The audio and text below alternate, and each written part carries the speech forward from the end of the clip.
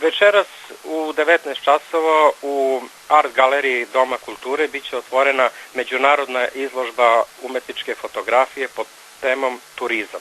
Ova izložba ima 4 teme: turizam, putovanja, slobodna crno-bela i slobodna kolor fotografija. Večeras će biti izložene nagrađene fotografije na ovoj izložbi, inače to je cirkularna izložba koja se održava u bugarskom gradu Vidinu, u Zaječaru, u Knjaževcu i u Aleksincu. To je izložba na kojoj je poslalo preko 500 autora iz 62 zemlje sveta i ovo je 3. put da se ovakva izložba organizuje u Aleksincu. Posle izložbe u 19:30 biće osnivačka skupština fotokluba Aleksinac, pa svi oni koji su zainteresovani za umetničku fotografiju, za izlagačku fotografiju da budu članovi ovog fotokluba mogu da se pojave večeras, a za izložbu je štampan izuzetno kvalitetan katalog sa reprodukcijama svih nagrađenih fotografija na sve 4 izložbe i on će biti podeljen svima onima koji dođu večeras u 19 časova na otvaranje izložbe. Posle toga neće biti tih kataloga, zato pozivam sve one koji su zainteresovani da dođu, jer ovo je zaista jedan izuzetno kvalitetan katalog.